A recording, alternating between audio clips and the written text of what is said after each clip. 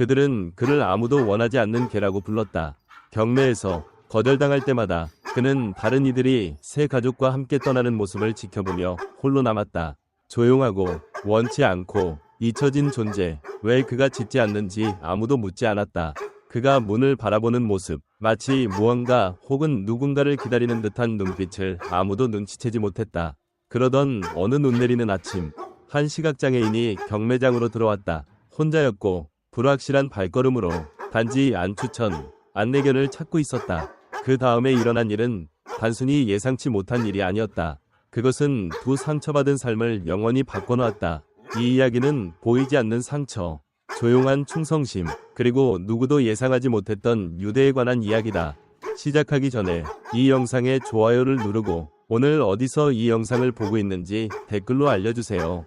방 안은 축축한 콘크리트, 썩은 건초, 그리고 체념의 냄새로 가득했다. 서울 강남구에 위치한 한 경매장의 구석진 철창 안에는 더 이상 소개가 필요 없는 존재가 있었다. 직원들은 그를 거의 쳐다보지도 않았다. 안에 있는 개는 새로운 개가 아니었다. 사실 그는 누구도 세고 싶지 않을 만큼 여러 번 그곳에 있었다. 그들은 이제 그를 그냥 개라고 불렀다. 이름을 짓지 않은 이유는 이름이 너무 친절한 행동처럼 느껴졌기 때문이 아니었다. 그들은 그와 정을 붙이고 싶지 않았다. 이름은 연결을 의미했고 개에게는 그런 연결이 전혀 없었다.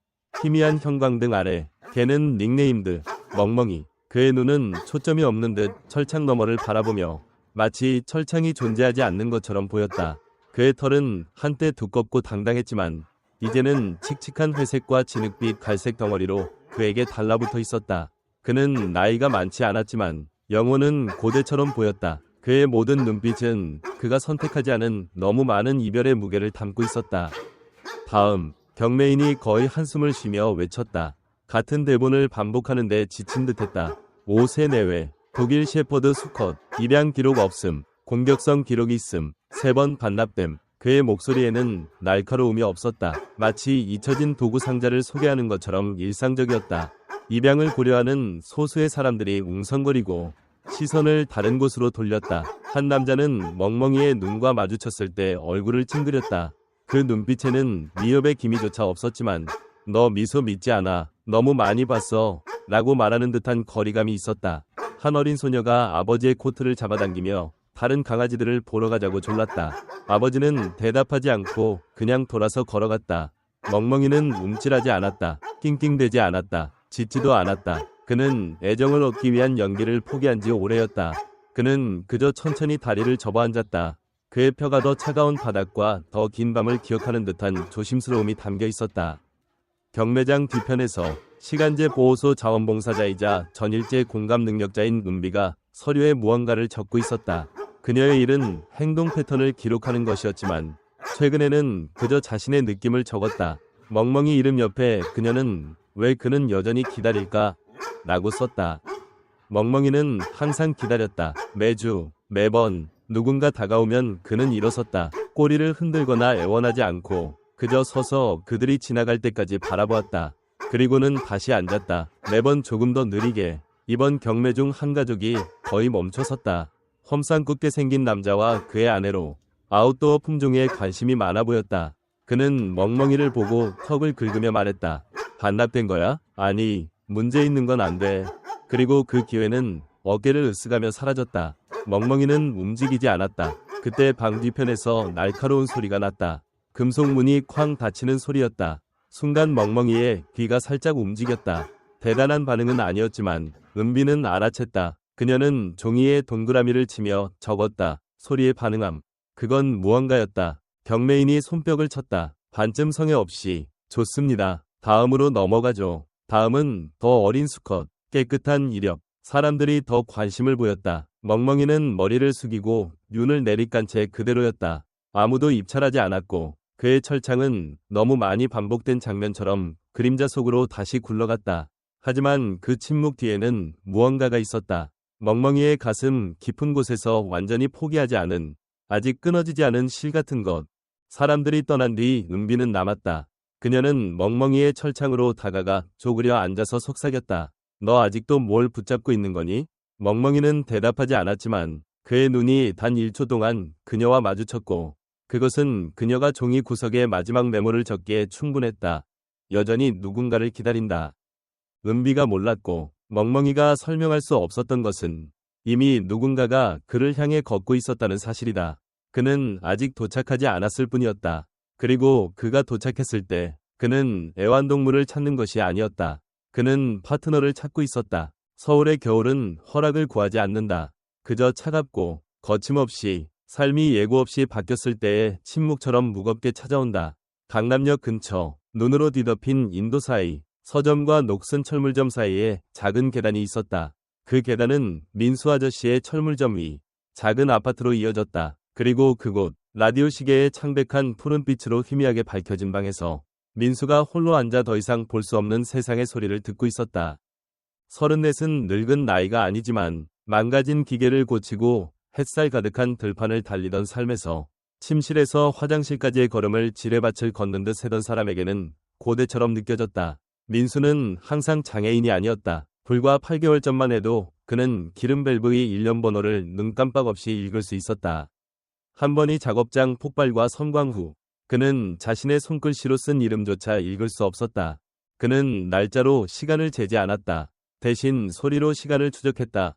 복도에서 들리는 민수 아저씨의 부츠 소리는 오전 6시를 의미했고 이웃의 너무 큰 TV 소리는 점심을 알렸다. 저녁 6시 뉴스 앵커의 목소리는 또 하루가 조용히 접혔음을 뜻했다.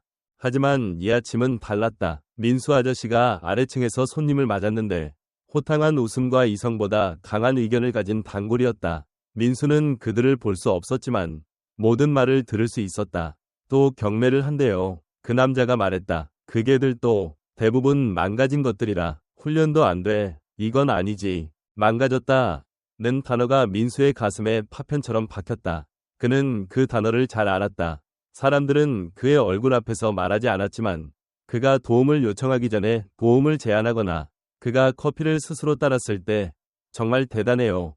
라고 말하는 방식에서 들었다. 마치 침대에서 일어나는 것이 월요일이 아니라 기적이라도 되는 듯. 그럼에도 경매에서 개들에 대한 이야기는 목소리가 사라진 후에도 그의 마음에 남았다. 기다리는 개들, 기회도 갖기 전에 판단받는 개들. 그 생각은 놓아주지 않았다. 그래서 그는 조용히 마치 부끄러운 것을 인정하듯 물었다. 거기서 입양할 수 있나요? 민수 아저씨가 잠시 멈췄다. 응, 서류만 잘 작성하면 돼. 근데 대부분 안 가. 거친 동물들이야. 다들 무언가를 겪은 녀석들. 무언가. 민수는 그 단어가 목구멍에 자갈처럼 걸렸다. 그는 완벽한 개가 필요 없었다. 영웅도 원하지 않았다. 단지 매일 아침 조금 더 멀리 걸을 이유가 필요했다. 그날 밤 히터의 차가운 똑딱거리는 소리만이 그를 친구 삼아 민수는 침대 가장자리에 앉아 폭발로 생긴 손바닥에 오래된 흉터를 손가락으로 두드렸다. 답은 없었지만 그의 가슴에는 같은 질문이 고장난 심장 박동처럼 반복되었다. 아무도 원하지 않는 개가 내가 짊어진 것을 이해하는 유일한 존재라면? 그는 사람들이 뭐라고 생각할지 알았다. 시각장애인이 공격적이고 반납된 개를 데려오는 건 재앙처럼 들렸다. 하지만 그 생각은 떠나지 않았다. 오히려 오래 생각할수록 더 뜨겁게 타올랐다.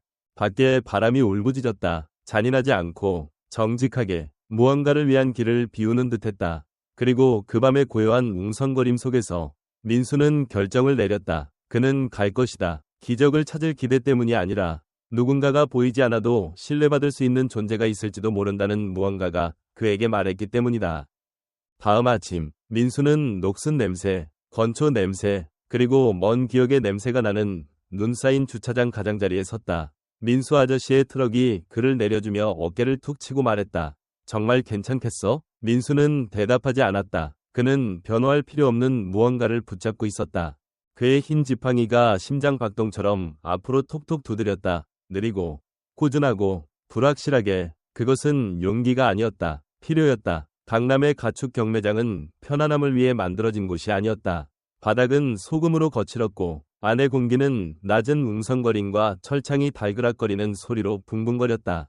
민수가 들어서자 경매인은 고개도 들지 않았다. 길 잃으셨어요? 그는 흰 지팡이를 보며 짖는 소리와 구매자들로 가득한 방에서 어울리지 않는 물건처럼 눈을 찡그렸다. 민수가 대답하기 전에 은비가 옆문에서 나타났다. 길 잃은 거 아니에요. 그녀는 따뜻하면서도 날카로운 목소리로 단호히 말했다. 멍멍이를 보러 오셨어요. 침묵이 흘렀다. 그거? 경매인이 거의 웃으며 말했다. 그게. 그는 엄지로 뒤쪽을 가리켰다. 그곳에는 움직이지 않는 철창이 가구처럼 모두가 없는 척하는 물건으로 서 있었다. 반납된 녀석이에요. 부르면 오는 녀석이 더 나을 텐데.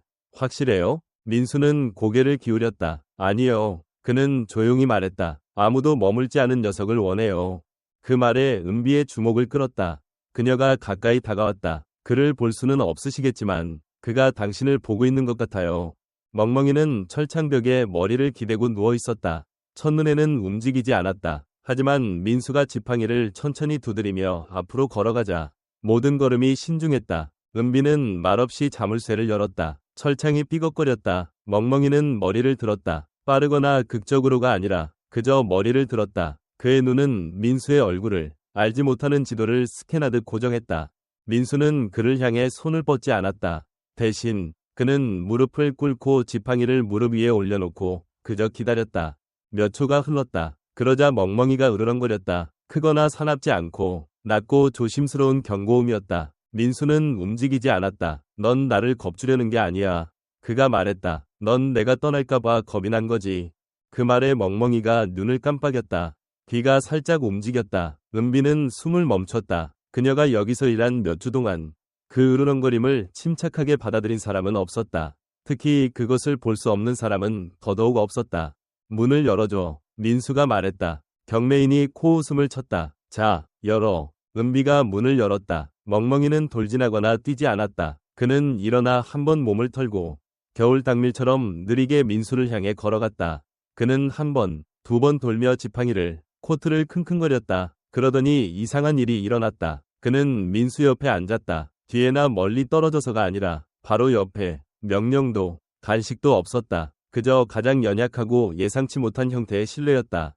민수가 손을 뻗어 멍멍이의 털을 만졌다. 거친, 폭풍에 휘말린 양털 같았다. 멍멍이는 물러서지 않았다. 경매인이 마침내 중얼거렸다. 원한다면 가져가. 반납 안 돼. 일시적인 정적, 변화, 누군가 놓칠 수 있는 소리가 있었다. 마치 상처받은 무언가가 마침내 숨을 내쉬는 듯했다. 민수가 일어섰다. 멍멍이도 그와 함께 일어섰다. 그들은 함께 걸어나갔다. 한 걸음씩 더 어린 개들을 지나 여전히 웅성거리는 군중을 지나 클립보드를 반쯤 내린 채 얼어붙은 은비를 지나 그들이 주차장 문을 통해 사라질 때 은비는 페이지 전체에 대문자로 적었다. 그들은 서로를 찾았다. 민수 아저씨의 철물점 위 아파트는 다시 신뢰를 배우는 두 영혼을 위해 설계된 곳이 아니었다. 특히 하나는 말을 거부하고 다른 하나는 볼 수 있는 능력을 잃은 경우라면 더더욱. 공간은 좁았다. 좁은 복도. 카운터는 음식 준비대라기보다는 멍이 드는 장애물이었고 너무 많은 질문으로 가득한 단일 침실.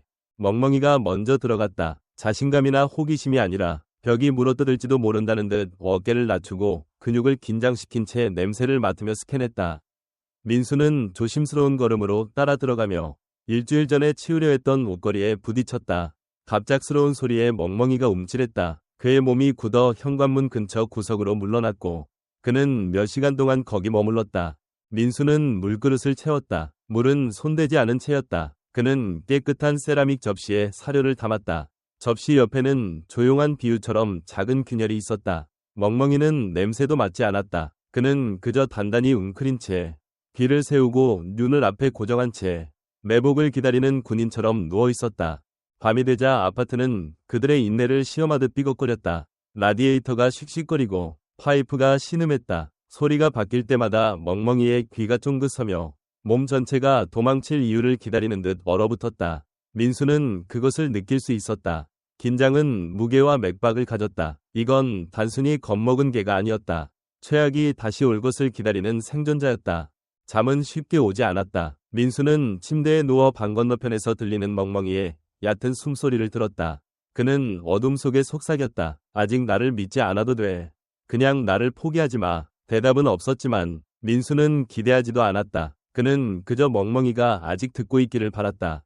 둘째 날은 더 조용했다. 멍멍이는 으르렁대지 않았지만 많이 움직이지도 않았다. 민수가 신선한 공기를 위해 현관문을 살짝 열어놓았지만 멍멍이는 그것을 함정처럼 바라보았다. 민수가 다른 방으로 가야만 그는 밥을 먹었다. 그가 새 입을 먹고 다시 물러났다. 눈을 가늘게 뜨면 그것도 진전이었다.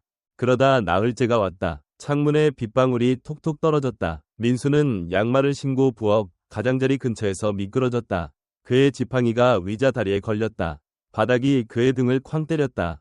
갈비뼈에 통증이 쏟아졌다. 그는 숨을 헐떡이며 낮게 욕을 내뱉었다.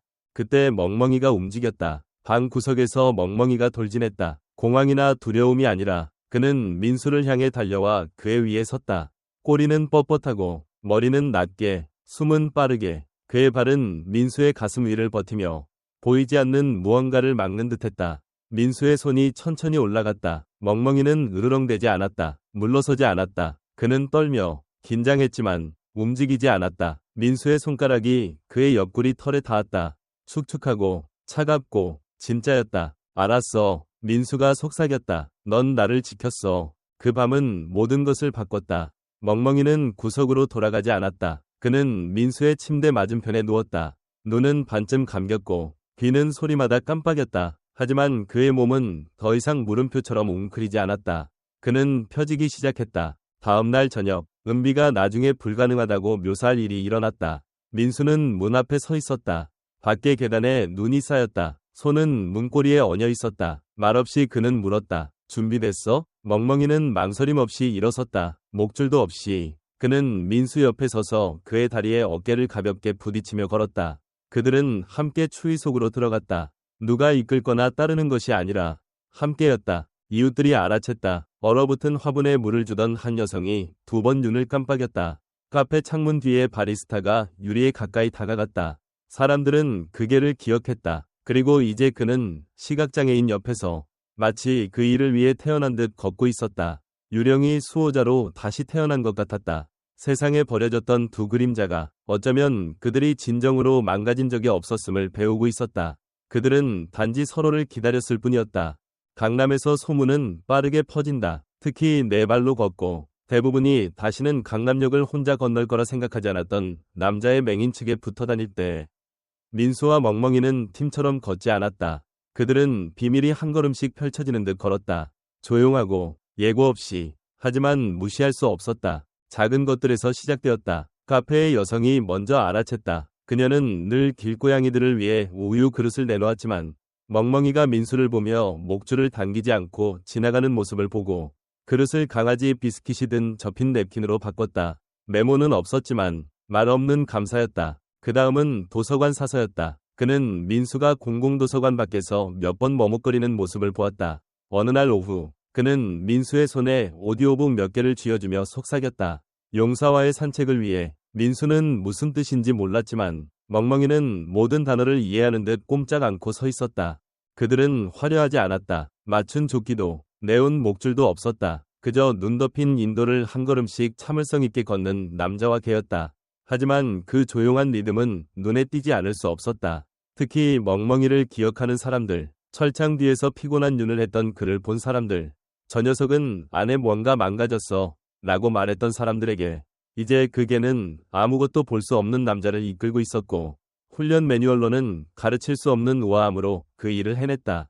하지만 멍멍이를 보는 모두가 미소 짓는 건 아니었다. 민수의 건물 근처에 한 남자가 나타나기 시작했다. 항상 멀리서, 항상 지켜보며 그는 너무 꼼짝 않고 너무 오래 머물렀다. 호기심이 아니라 계산적인 눈빛이었다. 그의 이름은 강혁이었다. 대부분은 그를 더 이상 알아보지 못했다.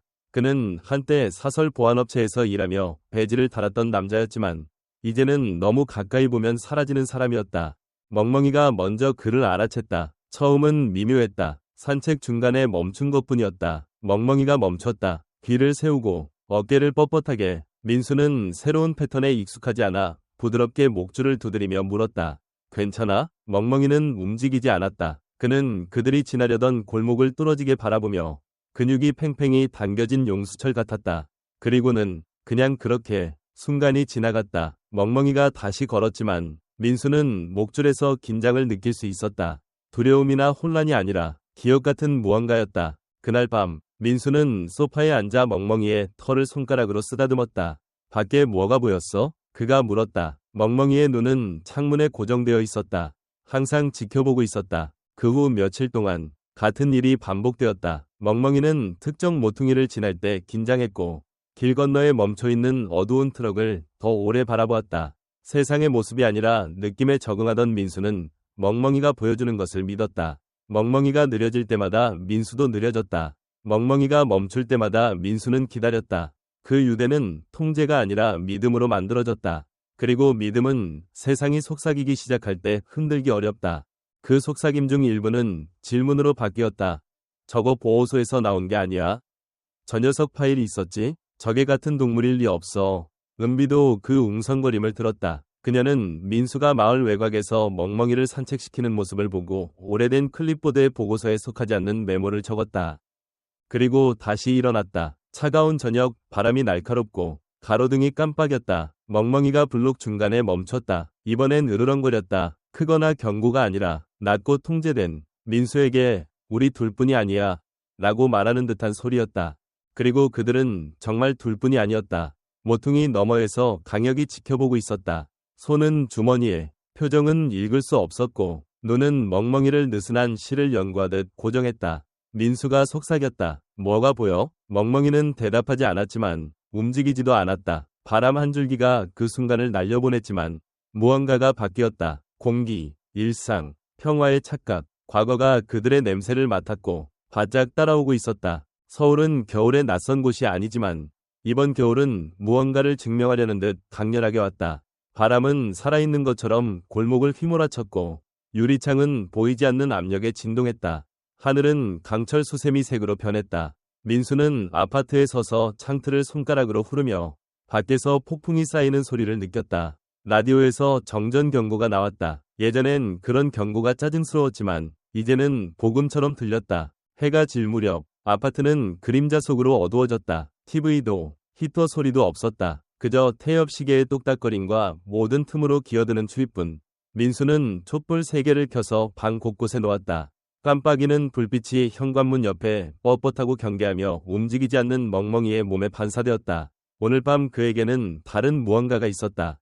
두려움이나 불안이 아니라 더 원초적인 것. 그는 떨거나 웅크리지 않았다. 그는 지켜보고 있었다. 민수도 그것을 느꼈다. 폭풍에서 오는 것이 아닌 다른 무언가에서 오는 이상한 전기. 오후 8시 17분 노크 소리가 났다. 크거나 당황한 것이 아니라 짧은 3번이 똑똑똑. 민수는 걸음을 멈췄다. 멍멍이가 벌떡 일어나 낮게 으르렁거리며 귀를 앞으로 세우고 꼬리를 뻣뻣하게 했다. 노크는 다시 오지 않았다. 민수는 조심스럽게 문으로 다가가 손잡이를 스쳤다. 누구세요? 그는 물었다. 침묵. 그는 문을 1인치 정도 열었다. 바람뿐이야. 한 줄기 바람이 눈송이를 바닥에 뿌렸다. 계단참에는 아무도 없었다. 하지만 멍멍이는 그걸 믿지 않았다. 그는 더 크게 으르렁거리며 민수를 지나 계단으로 돌진했다. 희미하고 축축한 발자국이 계단 아래로 이어져 있었다. 멍멍이. 민수가 심장이 쿵쾅거리며 불렀다. 돌아와. 독일 셰퍼드는 천천히 돌아왔다. 여전히 복도를 응시하며 긴장으로 몸이 부르르 떨렸다. 민수는 문을 닫고 잠갔다. 그리고 벽에 기대섰다. 모든 근육이 불안으로 비명을 질렀다. 밤은 길게 이어졌다. 멍멍이는 잠들지 않았다. 그는 문에서 움직이지 않았다. 물도 마시지 않았다. 다음 아침 전기가 다시 들어오고 난방기가 기침하듯 작동을 시작했다. 공기는 따뜻해졌지만 방은 기억 속에서 얼어붙어 있었다. 민수는 은비에게 연락했다. 그녀는 그날 오후 재킷에 눈이 묻은 채 평소의 침착함 대신 걱정스러운 표정으로 나타났다. 뭔가 잘못됐어. 민수가 말했다. 멍멍이가 뭔가를, 누군가를 본 것 같아. 은비는 처음엔 대답하지 않았다. 그러더니 천천히 무겁게 숨을 내쉬었다. 이 얘기 아직 안 하려고 했는데 이제 말해야 할 것 같아요. 그녀는 코트에서 얇은 마닐라 폴더를 꺼내 테이블 위에 놓았다. 민수는 그녀가 폴더를 열 때 오래된 종이에 속삭이는 소리를 들었다. 멍멍이가 으르렁거리거나 훈련 테스트를 실패해서 반납된 게 아니에요. 그녀가 말했다. 그는 사설 보안 핸들러 출신이에요. 강혁. 민수가 굳었다. 그 주변에서 어슬렁거리던 녀석. 은비가 고개를 끄덕였다. 강혁은 몇 년 전 마을 외곽 숲지역에서 일하다 사라졌어요. 구조대가 멍멍이를 찾았을 때 그는 부상당하고 반쯤 굶주린 상태로 눈 더미에 웅크리고 있었죠.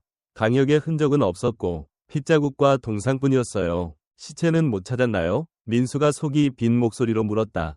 네. 그럼 멍멍이는 그 뒤로 반응을 멈췄어요. 완전히 다쳤죠. 밥도 안 먹고 움직이지도 않았어요. 당신이 나타나기 전까지 민수의 목이 조여왔다. 왜 나지? 모르겠어요. 그녀가 말했다. 하지만 당신이 그를 위협으로 보지 않은 첫사람이었다고 생각해요. 그를 통제하려 하지 않은 첫사람. 밖에서 바람은 잦아들었지만 긴장은 가라앉지 않았다. 멍멍이는 대화에 움직이지 않고 문 근처에 머물렀지만 먼 명령을 듣는 군인처럼 귀를 기울이고 있었다. 민수는 그를 바라보았다. 연민이 아니라 경외심으로. 넌 나보다 더 많이 봤어. 그가 속삭였다. 그리고 넌 여전히 여기 있어. 진실은 멍멍이가 어두운 무언가를 살아남았다는 것만이 아니었다. 진실은 그가 무언가를 목격했을지도 모른다는 것이었다. 아무도 마주할 용기가 없는 무언가를. 그리고 이제 그 추위 속에 묻혀있던 것이 더 이상 묻혀있지 않았다. 그것은 그들을 따라 집으로 왔다. 말하지 않은 진실을 짊어진 이는 무게를 느낀다. 멍멍이는 말하지 않았지만 그의 모든 것이 민수에게 오랫동안 묻혀있던 것이 표면으로 올라오고 있다고 말했다. 폭풍의 밤 이후 멍멍이는 변했다. 단순히 경계하는 것이 아니라 집착했다. 매일 아침 민수가 부츠끈을 묶고 목줄을 잡을 때 멍멍이는 그를 같은 방향으로 밀었다. 마을 밖, 숲 가장자리로 항상 같은 길, 항상 목적을 가지고. 민수는 사흘 뒤 그 패턴을 알아챘다. 처음엔 익숙한 냄새나 편한 길을 선호하는 줄 알았다. 하지만 멍멍이는 편안함을 선택한 게 아니었다. 그는 기억을 선택했다. 각 멈춤, 각 고개 돌림은 빵 부스러기 같았다. 목줄은 점점 안내가 아니라 말없는 지도처럼 느껴졌다. 주말이 되자 민수는 은비에게 전화했다. 그가 나에게 무언가를 보여주려는 것 같아. 그가 말했다. 은비는 그들을 길 가장자리에서 만났다. 그녀는 증거를 요구하지 않았다. 그저 멍멍이가 이끄는 대로 그들 옆에서 걸었다.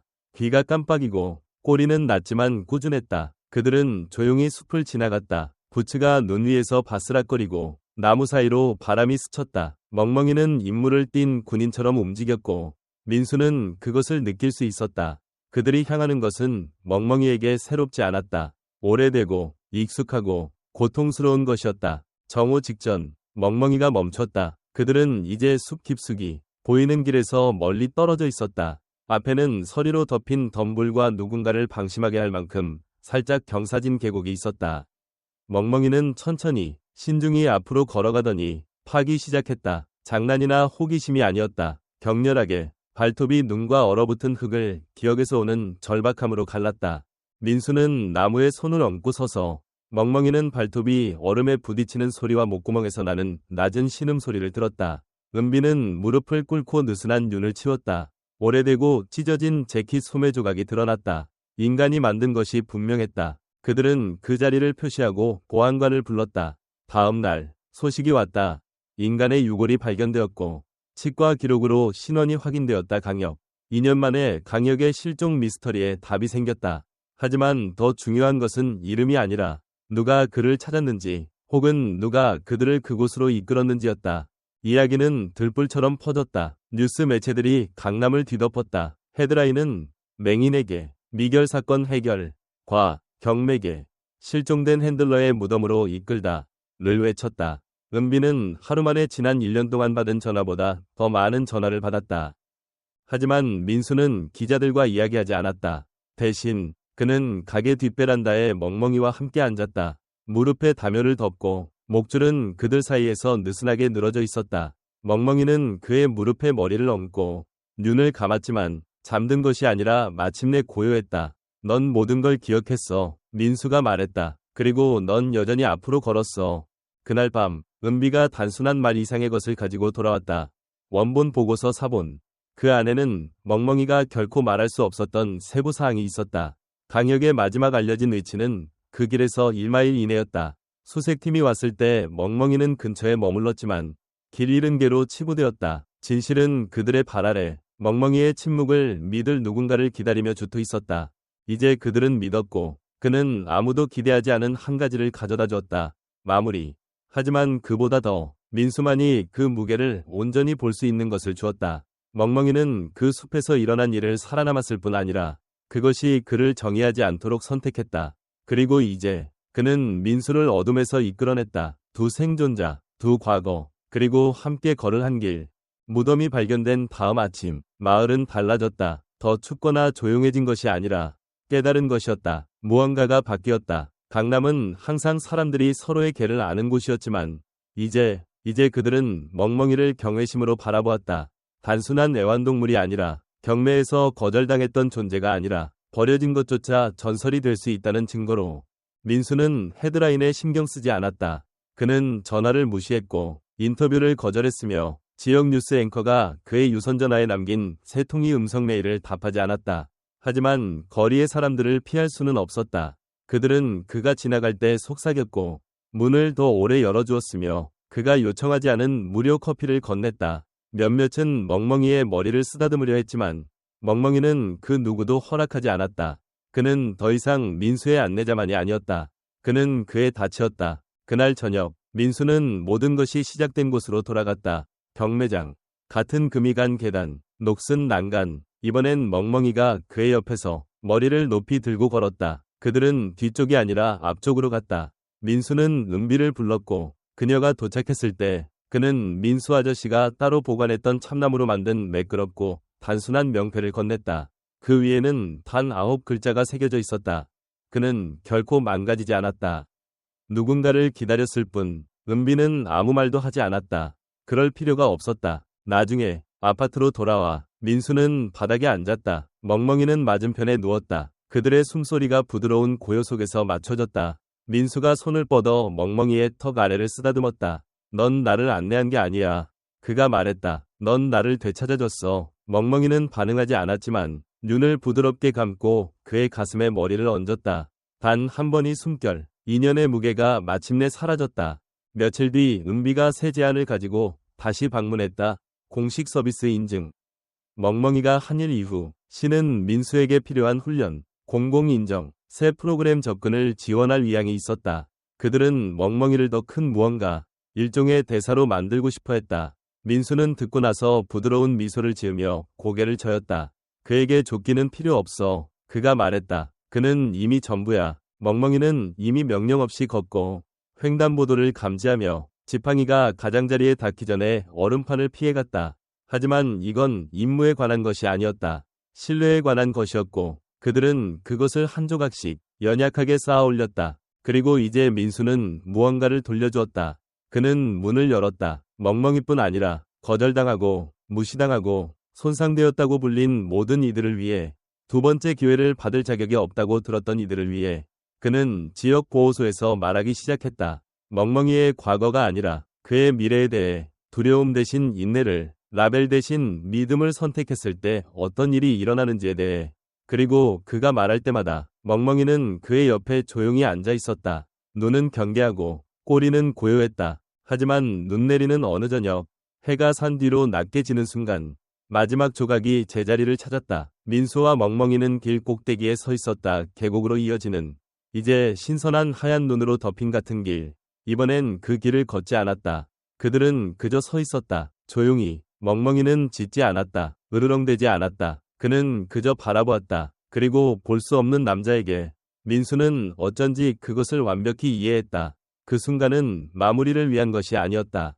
감사였다. 신뢰를 멈출 이유가 충분했던, 포기할 이유가 충분했던 두 영혼이 여기 나란히 앞으로 걸어가고 있었다. 그래야 해서가 아니라 그들이 선택했기 때문에. 눈은 계속 내렸다. 목줄은 느슨하게 남았다. 그리고 함께 말없이 그들은 고요 속으로 사라졌다. 한때 버려졌던 두 그림자가 허락이 필요 없는 사랑으로 다시 태어났다.